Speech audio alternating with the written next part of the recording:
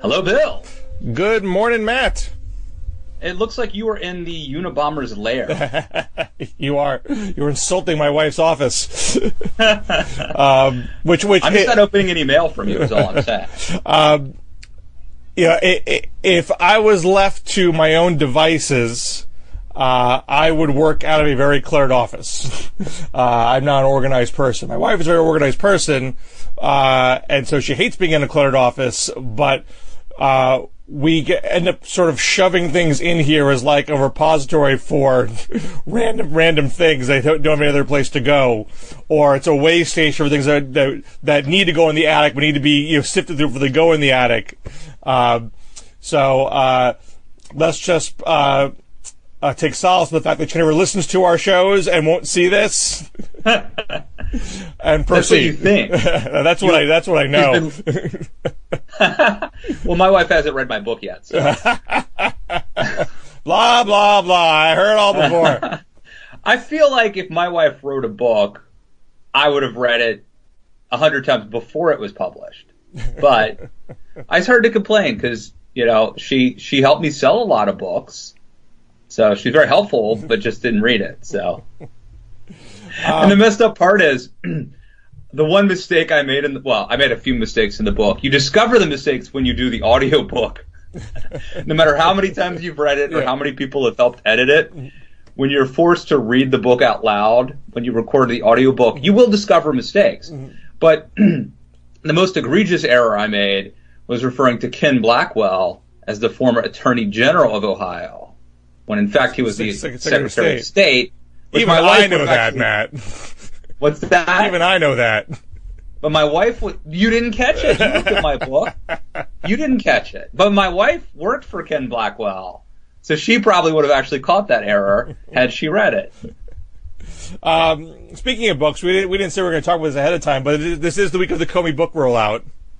Speaking of books, yeah. By the way, we share James Comey and I a lot in common. Both have very large hands, and also we share agents. We have. You're conflicted. I can't trust anything you say about James Comey. Well, I'm disclosing. This is a disclosure. So he's had the Stephanopoulos interview. He had the View interview. He's been pushed around a bit for making fun of Trump's hands and talking about his thought process during the Hillary email investigation. And he's been even a little apologetic. Oh, maybe I shouldn't have put that part about the hands and the tanning. And, if I could do it over again, I would leave that paragraph out where I cop to the fact that Hillary's election prospects were in the back of my mind. Is this bad for Comey? Because look, the Trump team is trying to smear Comey from top to bottom and discredit the whole book. Does it matter that Comey's taken a ding here and there? He's still selling books, I assume.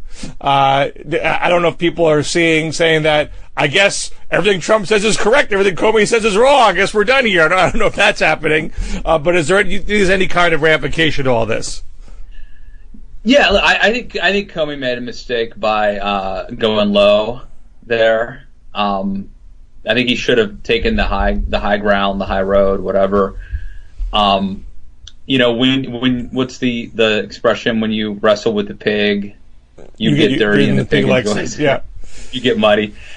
I just, we've seen people, Trump, so Nikki Haley, not to change subjects, but Nikki Haley is probably the only person who has been involved with Trump who's actually prospered. Everyone else, whether you stand up to him or whether you stoop down to his level, everybody else ends up. I mean, Rick Wilson, who was on my podcast recently, has a book coming out this summer called "Everything Trump Touches Dies," and there's Trump has this reverse Midas touch, right? So if you suck up to him and you're obsequious, you end up looking bad. But if you try to fight him, fight fire with fire, you end up looking bad. So I think James Comey, by getting in those dings, I think he actually undermined the moral authority he kind of had before and the high ground. The thing is, I suspect, and I have no inside knowledge, I suspect that he was sort of pushed by somebody to do this, right? So this is the kind of thing people who want to sell books have you do. Put in, or have you click on columns, might also have you do similar things. I'm just saying, Well, I think that deserves a defense of Comey. He didn't need to do it. He didn't need to do it to sell books. Well, right? He's not Michael Wolff. I mean, he had a story to tell. This was going to be a bestseller no matter what. I don't think he needed to go there to sell books. Well, I mean, he's obviously going to sell some books, but you want to sell a lot of books, and Meghan McCain was sort of prodding Comey, saying, "This looks like you're trying to sell books."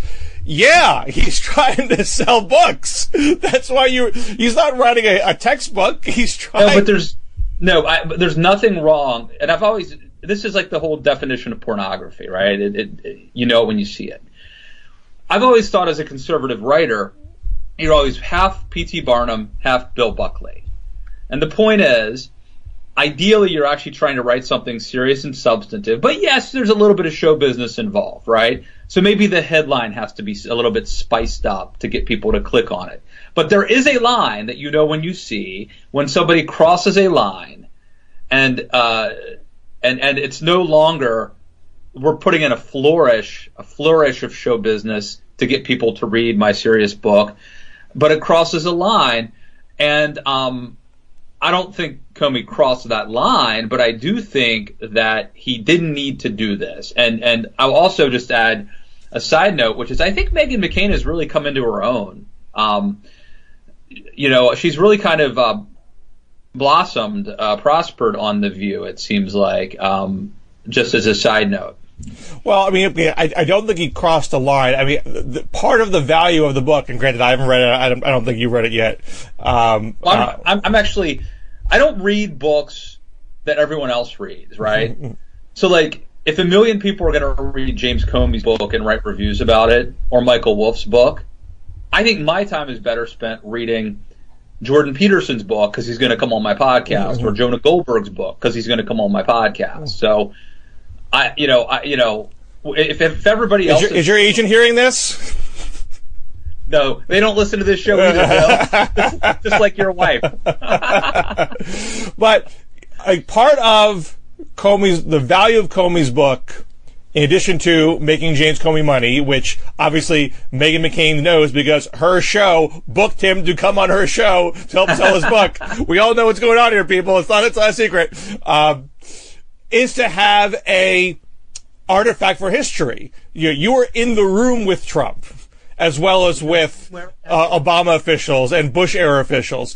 We know the basic outlines of the story already from journalistic accounts. You can give us your internal thought process. That's the only thing you can do that nobody else can do. And you want to have some color with that, so it's not just some sort of dry resuscitation of the facts. Like, that's obviously important, but you want history to come alive in some way. What were you feeling? What were you thinking? Anytime you read a book, you want someone to, set the scene. What does it look like? What's the observations he makes also fail to advance the narrative. No. Because to tell us that he's worth color. To tell us, he's providing the color that is cliched. He is giving us an example of Trump's phoniness. That's not just a random cheap shot. He's telling you that he's in a tanning booth, and you still see the whites around his eyes from the goggles. I see that on TV, Bill. I know that from watching TV. Well, that doesn't. There's no added benefit. Well, I met Donald Trump. I met Donald Trump one time. I met him one time in a different context, of course. And the size of his hands, or his height, or his tanning are not the things that struck me, and I wouldn't. I mean, I thought the hand thing was. I mean, I thought it was just a bit of a joke, and just maybe something along the lines of when I met him, like, this is what I thought about. This joke of his small hands has always been in the ether, and I noticed his hands. They weren't super big, but they weren't that small. I thought this was kind of a bit of an aside. But maybe more importantly, his thought process about the Hillary email investigation. I mean, what he was saying there was, this wasn't top of mind, this wasn't the reason why I made the decision. I have other reasons to make the decision. And look, I think he made the wrong decision.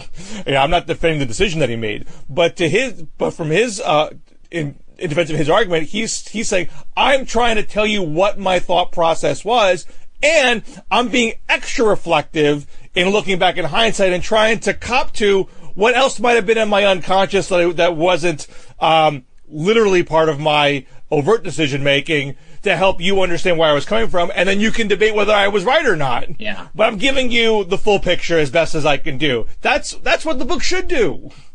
Well, I think one thing is clear, and it's not, you can't blame the book for this, but I think there was a time when James Comey was generally seen as a very heroic guy, the guy wearing the white hat.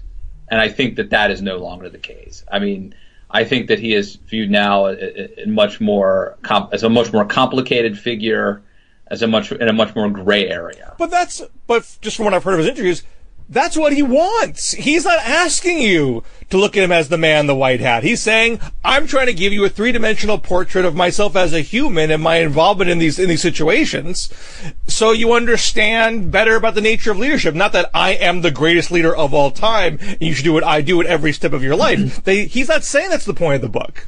Yeah. The other thing is the kind of, I would say, admission against interest. I mean, when he concedes that he thought Hillary Clinton was going to win, and that helped steer his decision. Look, I argued that at the time. I thought that was the right. I assumed Hillary would probably win. I thought Comey assumed Hillary would probably win. And I knew that the context was that Trump was trying to convince his base that the game was rigged, the election was rigged, and that if it had come out after the election that an investigation had been reopened and Comey failed to notify Congress, that it would tear the country further apart. Conservatives, Republicans, not only pro-Trumpers. I think you'd have people like me and Jonah Goldberg, for example, criticizing his decision in hindsight.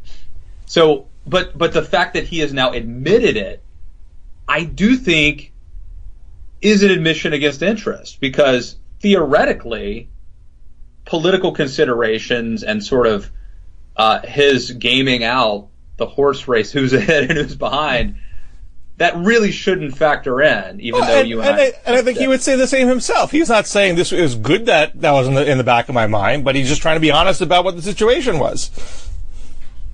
Right, and maybe that's what you do if you want to sell books and tell your story, but I don't know that it's helpful to his legacy. I'll put it to you that way. Well, I think that was put in the book deliberately, knowing that this isn't a good thing for one to admit, but it gives a veneer of honesty to the book. And I think it makes Trump very happy to see the Clintonites, try to drag Cohen through the mud one more time over this, as if we need to, as if the end result of this needs to be Comey is a bad person who did a bad job with the FBI. Right. I mean, he's gone. He's already at the FBI. The looking forward is, what does he have to do about Trump and the Trump presidency? And I get if you're a diehard Clintonite, you want it to be in the record that she would have won if not for this. And I personally don't know if that's true. I think the decision was wrong and unhelpful to her. But I think you can also, I don't think you have to conclude, if you're Team Hillary, that Comey did a bad thing and he is a bad person because of it. Well, I also think Comey made a huge mistake when he didn't indict Clinton to begin with. I mean, he laid out a case. You and I disagree there too. He laid out a case that would lead to an assumption that would happen, but we're not going to do that. Anyway, we don't want to relitigate that. Let me ask you this question, which I think is more relevant. Okay. Does this harm the Mueller investigation? No. Comey comes out, he's selling books. Does that actually hurt the case, the Robert Mueller's case? I don't think Mueller cares one way or other at the book. He's already talked to Comey. He has the information he needs. It's not like he's going to go to a grand jury with information and they're going to say, well, I heard this Comey book. This Comey character is a total hack. I can't believe anything you say, Bob Mueller. That's not going to be a thing. And mind you, this is now going beyond Mueller. The whole Michael Cohen thing is happening through the Southern District of New York. Even if Trump whacked Rosenstein and whacked Mueller, he'd have to whack the Southern District U.S. Attorney as well. And even then, you'd get a total revolt from the staff attorneys there. Right. So, I mean, this train is a whole lot farther down the line than can be stopped by Comey's book. All right, since you mentioned Cohen, I want to bring up this not terribly original, but possibly interesting insight I have, which is I feel like a lot of this are like archetypes. Okay, so like Ronald Reagan, the trope goes that Ronald Reagan always saw himself as the hero, the lifeguard. He was the lifeguard. This is the theme of Dutch, Edmund Morris's book. That is the signature insight to Dutch, which is often viewed behind your head on the bookshelf. That's right. When we tape these. So he sees himself as a lifeguard. There was one movie where he played a villain. He didn't do very good in it. Mostly he had to be the hero. He always saw himself as the good guy. That informs all of his decisions, everything, right? Comey sees himself as the Boy Scout. That informs everything. That's all you need to know about him. Trump, I think, is the winner. That's all that matters to him, is being the winner. Cohen. I think. But isn't it pronounced Cohen? Maybe you're right. I thought it was Cohen, but go on. Well, I think this is like a Mueller type situation. Or like Levine. Right. I think it's spelled Cohen. Right. I hear people say Cohen. Okay, good. I don't want to get you off track. Anyway, Cohen. I'm going to say Cohen now. You're like Chris Matthews saying Cheney. I think that I think Cohen. Oh, this is like a Demi Moore type situation. I think the thing with Cohen is, and I heard John Podhoretz mention this, but I think it's totally true, is like, and I know people like this, they saw Goodfellas like one too many times.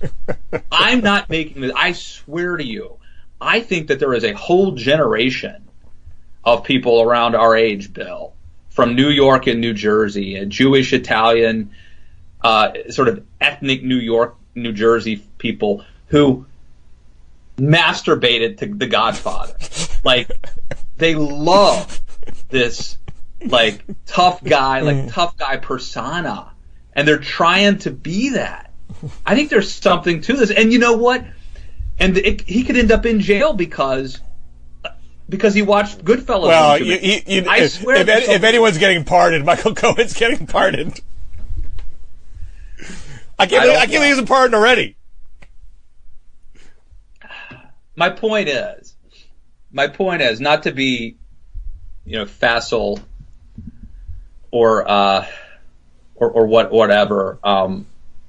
But I do think that there are these archetypes that people, when you're a kid growing up, you're like, I want to be like this. I want to be. I'm the lifeguard. and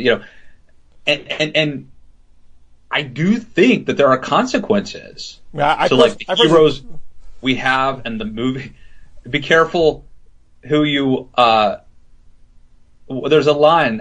Be careful who you admire because you will become who you admire. Something like that. I personally feel this way about ISIS. I mean, ISIS seems just so cartoonishly evil, with the black flag and the black mass and everything. I mean, it feels like the propaganda that comes from them is geared toward adolescent males, that you will be empowered if you live out the life that you would see of a cartoon villain that tries to take over the world. I mean, the minute they start tying people to railroad tracks, that's when I will agree with it. I'm thinking, wasn't that the Rocky and Bullwinkle, like the bad guy? Right. Wasn't that his move Boris and Natasha tie women to railroad tracks? Right. So I mean, Trump acts like a cartoon. Kim Jong-un acts like a cartoon. I mean, we're soaked with people trying to characters. Be characters and correctly showing that by being a character, you do break through the clutter. You make an impact. You get somebody to like you or want to be like you. But this goes to what Jordan Peterson actually talks about, which is, it's not an original insight for him, but like, there's a reason that we have these archetypes, these caricatures. There's something deeply ingrained in us, right? Why does every civilization have a flood story or whatever, right? That there are like certain things, certain archetypes that are deeply ingrained, and it may be that like when you like own it and become like this cartoon version of one of these archetypes, you get popular, you get clicks, you get buzz. Well, we don't have a lot of time left. We talk about nothing that we're planning to talk about so far. Well, we do have an extensive pre-planning meeting, which has been shot to hell. Right. But I do want to try to weave this into what we're going to talk about. So you have a piece up today at the Daily Beast talking about Donald Trump as the gelatin presidency. Here you have Nikki Haley announcing sanctions on Russia. 24 hours later, Trump says, nope, I'm not doing that. And it's not the first time where he said one thing and then a few days later, or someone else says something, a few days later he undercuts them, or he flip-flops on himself. There's just he likes to talk about thriving in chaos or being unpredictable. This seems to go well beyond keeping people off balance to the point where like no one knows where they stand, and it's hard to take anybody's word for anything, which makes it hard to function. What do you think is the long-term import of this nature of Trump's presidency? I just think it's doomed to disaster.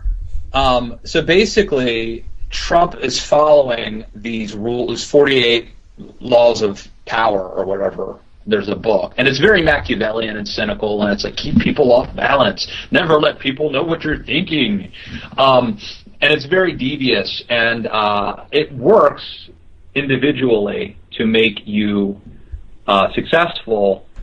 It's not a way to run a railroad. And in fact, Trump has eschewed all the advice that you would get if you were to study presidents, leaders, religious figures. If you ever read, Dale Carnegie, How to Win Friends and Influence People, or John Maxwell's 21 Irrefutable Laws of Leadership, or Peter Drucker's The Effective Executive, like any of these people who have studied history, biography, CEOs, military leaders, Reagan on leadership, Patton on leadership, Attila the Hun on leadership, any of these things, Trump is doing the exact opposite of what any good leader would do, and I think that the ramifications are obviously going to be bad from doing that.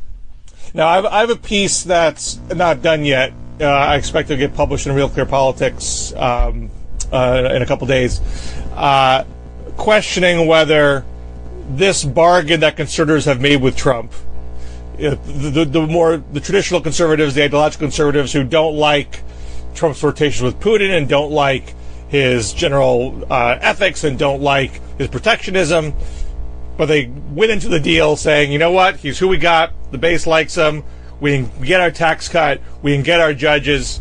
Are we at a point where, like Paul Ryan, you effectively have concluded, you know what, we got what we were going to get. There's no more to get.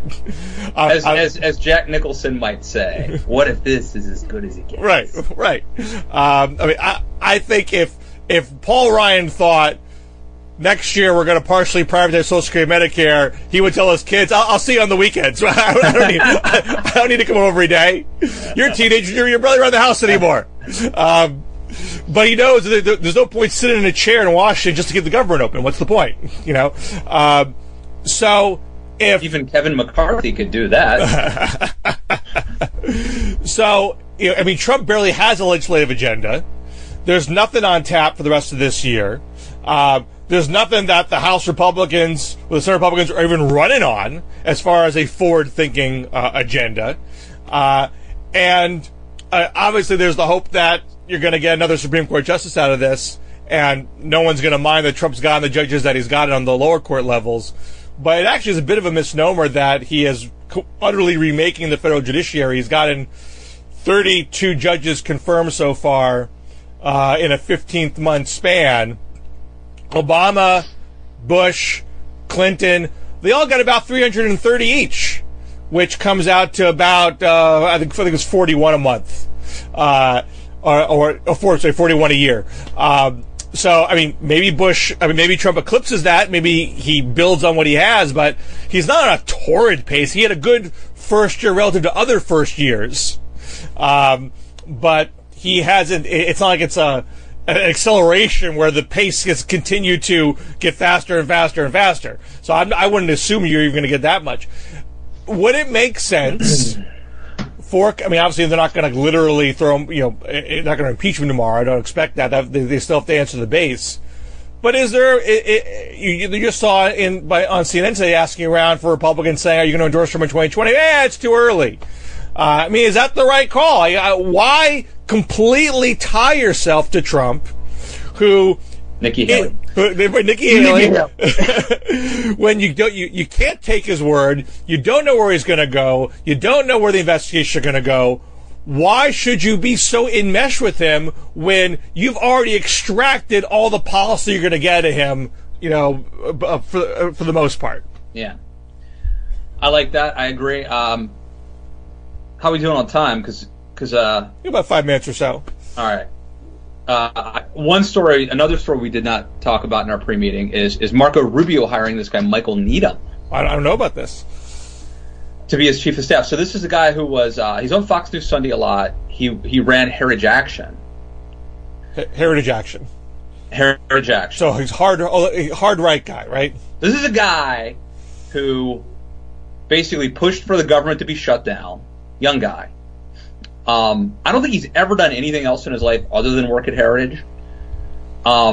Pushed for the government to be shut down. Attacked Marco Rubio for being for immigration reform, and Rubio just hired him as his new chief of staff. What do you read into that, Bill Scher? Well, I mean, we talked about Rubio the other day, and you've always been more sympathetic to Rubio than I am. But you know what? That's really. It's starting to wear thin. Well, I've been defending this guy for a long time. Just this week, he expressed concern about Trump's nominee for NASA for not being qualified.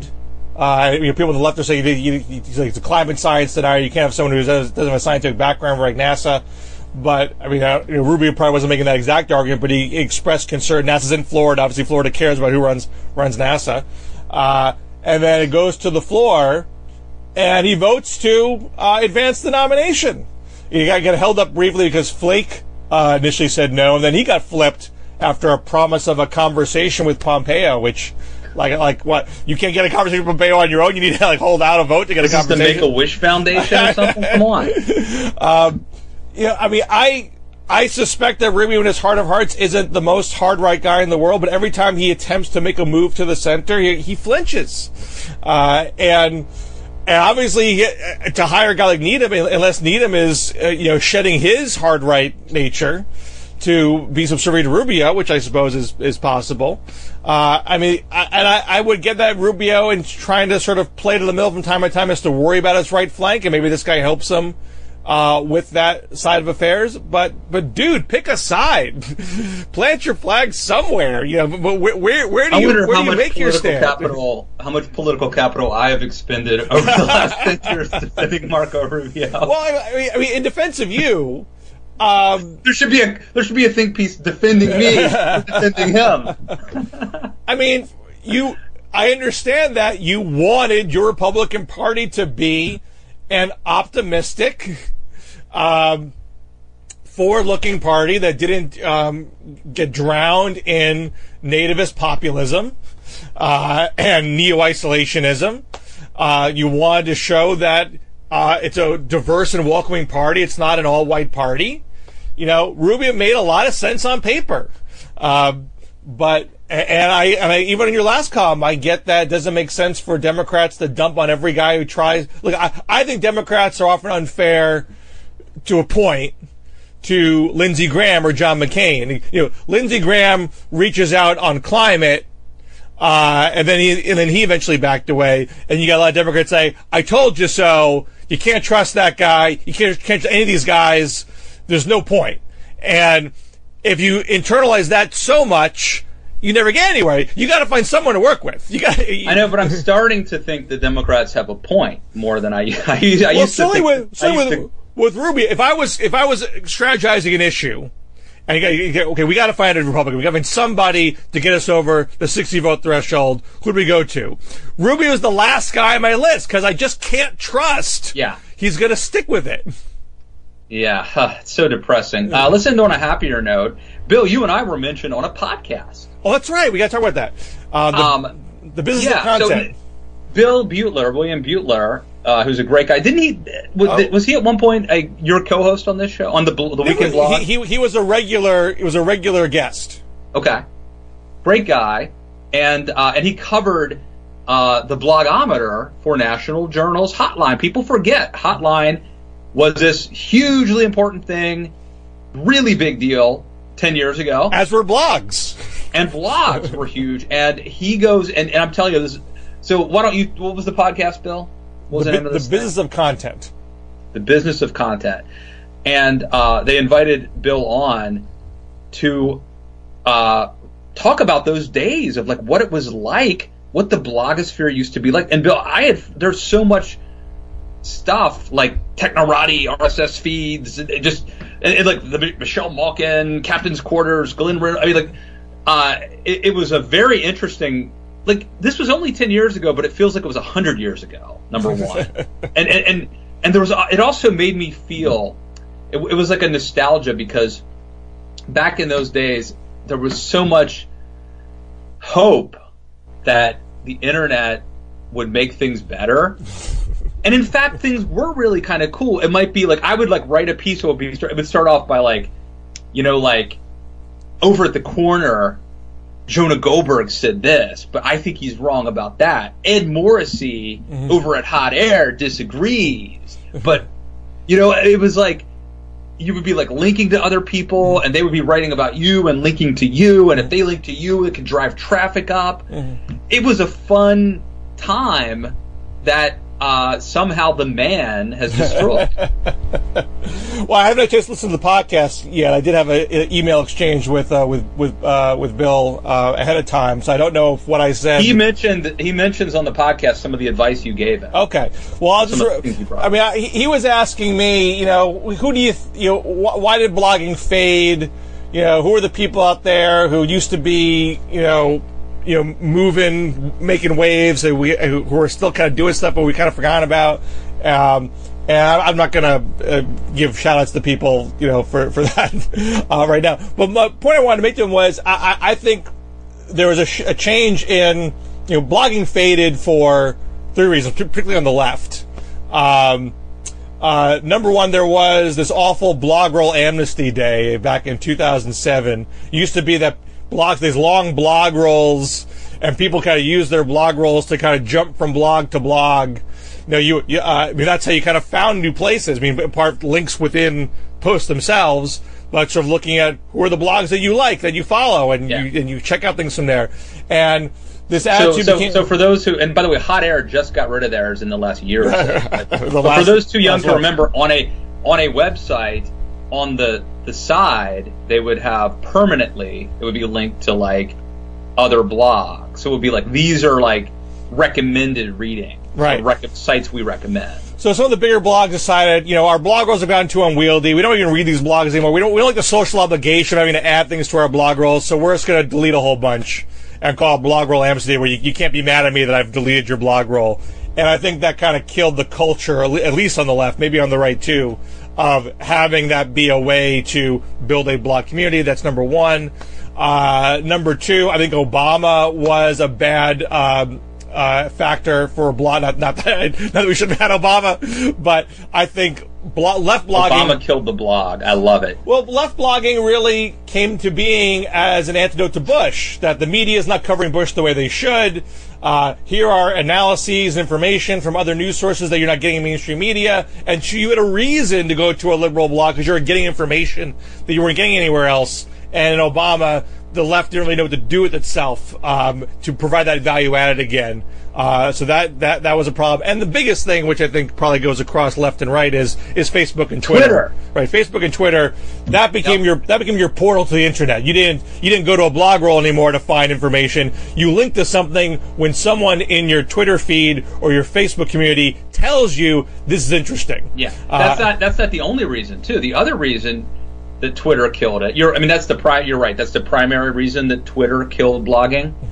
But the secondary reason is there used to be blog posts that are now tweets. Right. Like, I used to blog a minimum of 5 times a day when I was at townhall.com. But one of the blogs could simply be check out my latest conversation with Bill Scher over at Blogging Heads, where we talked about Bill Butler's new podcast. And that would be a post. Right? That would literally be a blog post. Now it's a tweet. Right. I got to jump. All right. Quick plug.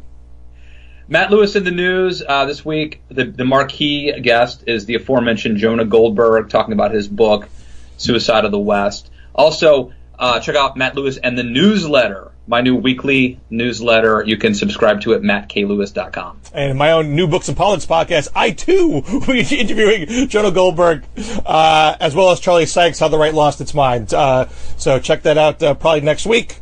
I'll see you next week, Matt Lewis. You got it. Have a good one. Bye.